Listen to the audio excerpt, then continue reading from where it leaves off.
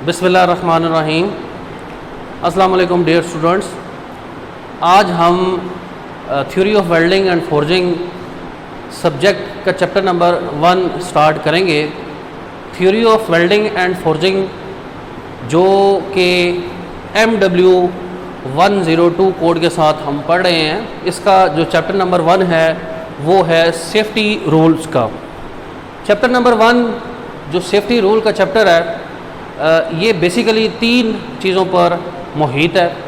हम इस चैप्टर के अंदर 3 चीज़ों को डिटेल के अंदर डिस्कस करेंगे।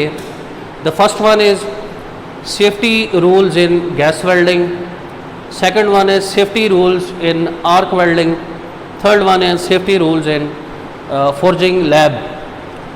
डियर स्टूडेंट्स, जैसा कि आप सब जानते हैं कि किसी भी वर्कशॉप के अंदर काम शुरू करने से पहले उस वर्कशॉप के हवाले से उसकी तमाम जो सेफ्टी मेजर्स हैं उनको पढ़ लेना, उन प्रिकॉशंस को अच्छी तरह से समझ लेना और उन पर अमल करना इंतहाई ज़रूरी है। ये सेफ्टी जिस हिफाजत की मैं बात कर रहा हूँ, ये बेसिकली आप लोगों की सेफ्टी है। ये उस ऑपरेटर की सेफ्टी है जिसने गैस वेल्डिंग को परफॉर्म करना है, जिसने आर्क वेल्डिंग को परफॉर्म करना है, या जिसने फोर्जिंग लैब के अंदर फोर्जिंग का ऑपरेशन परफॉर्म करना है। अगर आप इन सेफ्टी प्रिकॉशंस को कोई भी काम स्टार्ट करने से पहले मेजर करते हैं तो एक्सीडेंट के चांसेस, एक्सीडेंट के जो मौके हैं वो इंतहाई कम रह जाते हैं। तो 1 बाय 1 हम गैस वेल्डिंग को, इसी तरह से आर्क वेल्डिंग को और फिर इसी तरह से फोर्जिंग लैब के अंदर जो हादसात पेश आते हैं उनको मद्देनज़र रखते हुए कुछ सेफ्टी प्रिकॉशन स्टडी करेंगे। आप सबके ऊपर ये चीज़ लाजिम है कि आप लोगों ने जो भी ऑपरेशन परफॉर्म करना है, चाहे वो गैस वेल्डिंग का ऑपरेशन है, चाहे वो आर्क वेल्डिंग का ऑपरेशन है, इसी तरह से चाहे वो फोर्जिंग के अंदर फोर्जिंग का ऑपरेशन है, आप लोगों ने इन सेफ्टी प्रिकॉशंस को काम करने से पहले लाजमन मेजर करना है। तो सबसे पहले स्टूडेंट्स हम स्टार्ट करेंगे safety rules in gas welding. कुछ सेफ्टी रूल्स आप सबके सामने एनलिस्ट हैं।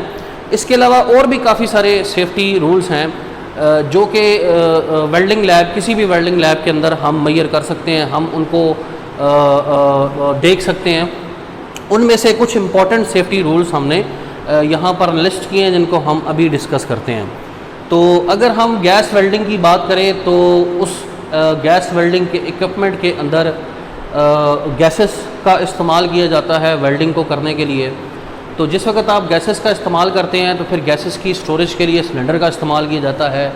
गैसेस को मिक्स करने के लिए आप लोग टॉर्च का इस्तेमाल करते हैं। उसके साथ साथ फिर टॉर्च के ज़रिए ही आप लोग डिफरेंट टाइप ऑफ रेगुलेटर्स और इसी तरह से कुछ वॉल्व्स का इस्तेमाल करते हैं, हाउसिंग्स का इस्तेमाल करते हैं। इन सब चीज़ों को मद्देनज़र रखते हुए आपके सेफ्टी प्रिकॉशंस को इनलिस्ट किया गया है। तो सबसे पहले keep cylinder away from physical damage, heat and tempering. तो स्टूडेंट्स, आप लोगों ने ख़ास करके इस बात का ख्याल रखना है कि आप लोगों के जो गैस के सिलेंडर हैं वो डैमेज ना होने पाएँ। दर्जा हरारत जहाँ पर हो वहाँ पर वो सिलेंडर मौजूद ना हो। इसके अलावा किसी किस्म की खरोश, किसी किस्म की कोई चोट आप लोगों के गैस के सिलेंडर्स जिनके अंदर आप लोगों की गैस स्टोर है वो नहीं आनी चाहिए। Close cylinder valve before moving and protective caps और regulators should be kept in place. अगर आप चाहते हैं कि सिलेंडर को एक जगह से दूसरी जगह तक ट्रैवल करें, आप चाहते हैं कि सिलेंडर को उठाकर एक जगह से दूसरी जगह तक ट्रांसपोर्ट किया जाए, तो ये चीज़ याद रखें कि सिलेंडर के जो वाल्व्स हैं वो पहले बंद कर लें, फिर आप उनको आसानी से ट्रांसपोर्ट करें। और ये भी चीज़ आप लोगों ने याद रखनी है कि हमेशा जो प्रोटेक्टिव कैप्स और रेगुलेटर्स हैं वो सिलेंडर के ऊपर लगी होनी चाहिए। Inspect all equipment for leak at all connections, जहाँ जहाँ पर आपके गैस के कनेक्शन हैं। डियर स्टूडेंट्स, जो सिलेंडर है उसके अंदर गैस को स्टोर किया जाता है। रेगुलेटर्स और वॉल्व्स का इस्तेमाल करते हुए और डिफरेंट टाइप ऑफ होजेस का इस्तेमाल करते हुए आपकी गैस को सिलेंडर के ज़रिए उस जगह तक मुंतकिल किया जाता है जहाँ पर आप लोगों ने फ्लेम को बनाना है या जहाँ पर आप लोगों ने वेल्डिंग को परफॉर्म करना है। तो इसके दरमियान में काफ़ी सारे जॉइंट्स आते हैं, वो होजेस जो कि आपकी गैस को मुंतकिल कर रहे हैं वो आपके सिलेंडर के साथ कनेक्टेड हैं एक एंड से, जबकि दूसरे एंड से वो आपकी टॉर्च के साथ कनेक्टेड हैं। जहाँ जहाँ पर वो कनेक्शन है वहाँ वहाँ से आपकी लीकेज होने के चांसेस मौजूद है। तो वेल्डिंग को स्टार्ट करने से पहले ज़रूरी यह है कि आप लोग उसके जो लीकेज है उसको चेक कर लें। अगर कहीं से लीकेज हो तो सबसे पहले उस लीकेज को ख़त्म करें और उसके बाद आप वेल्डिंग का ऑपरेशन स्टार्ट कर सकते हैं। Protect hoses and cylinder from sparks, flames and hot metal, also replace bad hoses. आप लोगों ने क्या करना है, जो रबड़ के होजेज आपके इस्तेमाल किए जा रहे हैं गैसेस की ट्रांसपोर्टेशन के लिए और जो आपके सिलेंडर गैसेस स्टोर करने के लिए इस्तेमाल किए जा रहे हैं, उनको आप लोगों ने स्पार्क से, फ्लेम से और हॉट मेटल से बचा कर रखना है। अगर ऐसा नहीं करेंगे तो फिर वहाँ पर फायर जो है उसके लगने के चांसेस बढ़ जाते हैं। अगर वहाँ पर आग लगती है तो फिर वहाँ पर ब्लास्ट होने के चांसेस भी बढ़ जाते हैं। वक्तन फ़वक्तन कुछ वक्त गुजरने के बाद आप लोगों का ये काम है कि जो रबड़ होजेज़ हैं उनको गाहे बगाहे चेक करते रहें। जहाँ जहाँ से रबड़ होजेज़ आपके डैमेज हो रहे हैं, पुराने हो रहे हैं या खस्ता हाल हो रहे हैं, तो आपका ये काम बनता है कि आप लोग उन रबड़ के होजेज़ को रिप्लेस कर दें। Open and light acetylene first, then open and adjust oxygen to a required flame. Students, मैं यहाँ पर बताता चलूँ कि आपके फ्लेम, जिस फ्लेम से वेल्डिंग का ऑपरेशन परफॉर्म किया जाता है, वो बेसिकली फ्लेम प्रोड्यूस करने के लिए दो गैसेस को इस्तेमाल किया जाता है। नंबर 1 जो गैस इस्तेमाल की जाती है वो है आपकी एसिटिलीन। नंबर 2 जो गैस इस्तेमाल की जाती है वो है आपकी ऑक्सीजन। एसिटिलीन का काम जलना है, जबकि ऑक्सीजन का काम जलने में मदद फराहम करना है।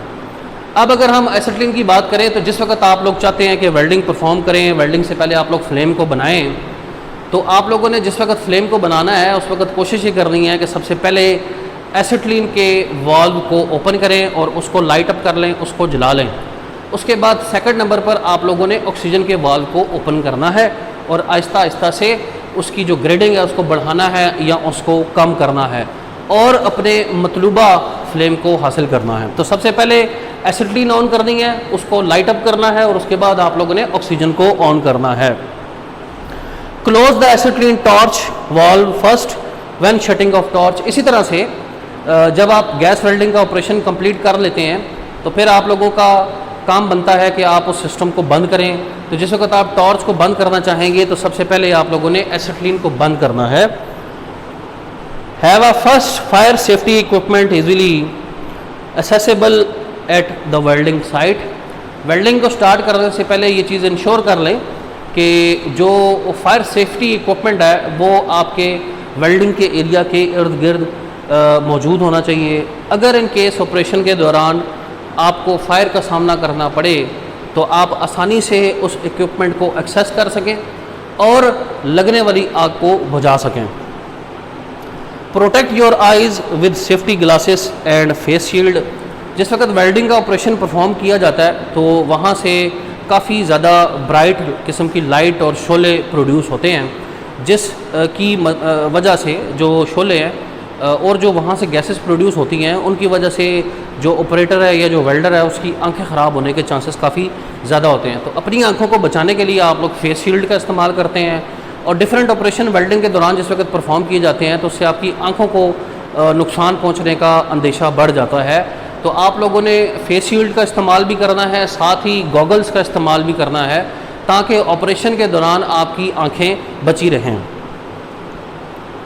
Protect your body from welding spatters, arc, flash with protective clothing. Different type की जो सेफ्टी इक्विपमेंट्स हैं वो अवेलेबल हैं, जिसके अंदर बॉडी पूरी की पूरी बॉडी को कवर करने के लिए आपके सामान मौजूद है। उसके अंदर आपका एप्रन है, आपके सेफ्टी शूज़ हैं, आपके सेफ्टी ग्लव्स हैं, आपका हेड को प्रोटेक्ट करने के लिए हेलमेट है। तो आपने अपनी बॉडी को स्पैटर से, शोलों से और चिंगारियों से बचाने के लिए कोशिश करें कि वेल्डिंग ऑपरेशन को परफॉर्म करने से पहले आप लोग सेफ्टी इक्विपमेंट को पहन लें या सेफ्टी का जो आपका पूरे का पूरा एक सिस्टम है उसको आप वेयर कर लें। Keep working area free from oil and grease. कोशिश करनी है कि वेल्डिंग ऑपरेशन स्टार्ट करने से पहले आपका जो वर्किंग एरिया है, जिस जगह पर आपने ऑपरेशन परफॉर्म करना है, वो आपका ऑयल और ग्रीस से पाक रहे, ऑयल और ग्रीस से फ्री रहे। ऑपरेशन परफॉर्म करने के दौरान अगर आपकी उस जगह जिस जगह पर आप खड़े होकर या बैठकर वेल्डिंग ऑपरेशन परफॉर्म कर रहे हैं कोई ग्रीस या ऑयल होगा तो आपके फिसलने के चांसेस बढ़ सकते हैं। जब आप फिसलेंगे तो फिर हो सकता है कि आपको चोट लग जाए। तो इस चीज़ को ओवरकम करने के लिए वेल्डिंग ऑपरेशन स्टार्ट करने से पहले ये देख लें कि जिस जगह पर आप ऑपरेशन परफॉर्म करने जा रहे हैं वहाँ पर किसी किस्म की ऑयल और किसी किस्म की कोई ग्रीस मौजूद नहीं है। जो लास्ट सेफ्टी है आपकी वो हम देखते हैं, be sure there is proper ventilation. Welding operation के दौरान डिफरेंट टाइप की गैसेस प्रोड्यूस हो रही होती हैं। वो गैसेस अगर आप इनहेल करते हैं तो आपके फेफड़ों को भी नुकसान पहुंच सकता है, आपकी नाक को नुकसान पहुंच सकता है, आपका गला ख़राब हो सकता है, आपकी आंखें ख़राब होने के चांसेस बढ़ जाते हैं। इस चीज़ को ओवरकम करने के लिए, इसको कम से कम करने के लिए कोशिश ये करें कि वेल्डिंग ऑपरेशन परफॉर्म करने से पहले ये चीज़ इंश्योर कर लें, ये चीज़ देख लें कि जिस जगह पर वेल्डिंग ऑपरेशन परफॉर्म किया जा रहा है वहाँ पर प्रॉपर वेंटिलेशन है। यानी कि एक साइड से अगर हवा आ रही है तो वही हवा दूसरी साइड से निकल भी रही है, यानी कि वो जो हवा एक साइड से आ रही है वो पैदा होने वाली जो गैसेस हैं उनको लेकर दूसरी साइड से मूव कर रही है। डियर स्टूडेंट्स, यहाँ तक हमारा जो टॉपिक है सेफ्टी प्रिकॉशंस या safety rules in gas welding वो ख़त्म होता है। नेक्स्ट लेक्चर में हम इंशाल्लाह ताला कोशिश करेंगे कि safety rules in arc welding को स्टडी करें। Thank you so much. Allah हाफिज़।